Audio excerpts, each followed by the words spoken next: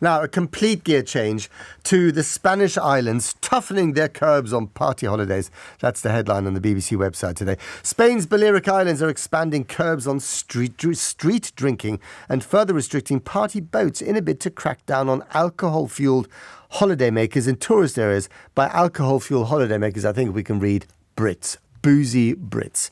The government says the toughening of a law passed in 2020 will apply to popular hotspots, including Playa de Palma and Magaluf in Mallorca and Sant Antoni in Ibiza.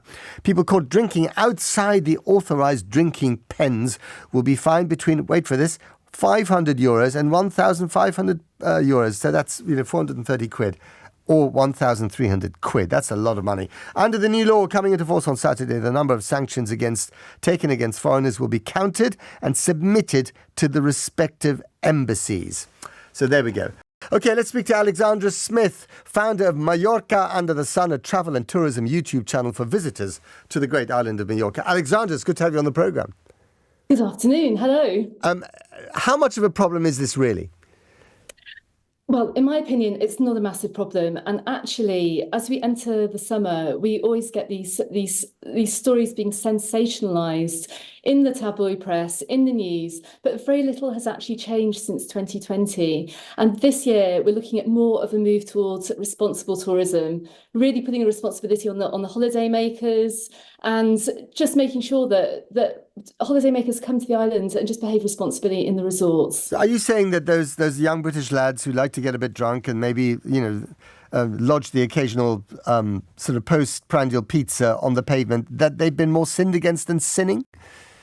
Look, Magaluf is nothing like it was 10 years ago. The whole area has completely cleaned up. In what way? We've had a lot of investment in the resort. We've had a lot of all-inclusive hotels that are now becoming family hotels as well.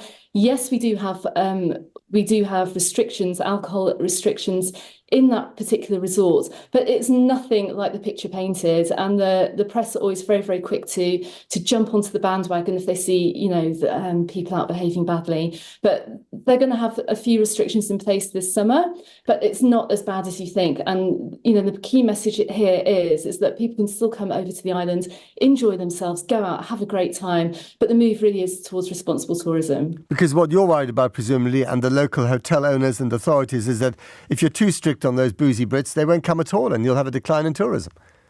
Well, exactly. But people are coming. People have been coming to Magaluf for absolutely years as well. And they'll continue coming to Magaluf for years. But the restrictions really, it's nothing huge. I mean, it's nothing that's really going to affect tourism badly this summer. It really isn't. People are going to still come over and have a good time. The bars are going to be open on the Strip, on Punta Balena, as normal. It's just they're going to have a crackdown on anyone behaving badly, anyone really behaving badly in the streets, any kind of antisocial behaviour as well. People may get fined. We live and work here, so it's a case of just respecting the island in the same way you would do anywhere else. Have you recently seen Brits behaving badly, and how did they behave when they behaved badly? Look, you're really defending those boozy Brits, aren't you?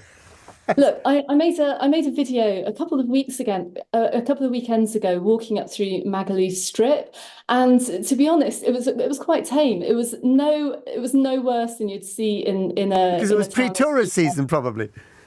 It's pre-tourist season, but I make videos as well from the summer, from peak season as well. And last summer I was actually out on my own, just videoing the Strip, and it was just people having a good time. I didn't really see any bad behaviour. Yes, you get drunk people. You get drunk people everywhere where people are out partying. But you also get, and I'll tell you, and I have to make the point as well, we have a lot of tourists that are coming over and partying out. So it's no longer an 1830 destination. We get a lot of holidaymakers that used to come here in the 80s and the 90s on holiday, and they're coming back again. So you do see they've all grown up. They're responsible adults. They're in their middle age now. Yeah, but you do also you get a wide mix of tourists now coming to the island. It's not just 1830. Right. Okay. Well, I'd love to hear what local residents have to say about that. You're doing a great job in defending all those tourists, and maybe it has changed, and maybe this is just us being slaves to, these sensational headlines. We love the idea, don't we, of Brits behaving badly abroad.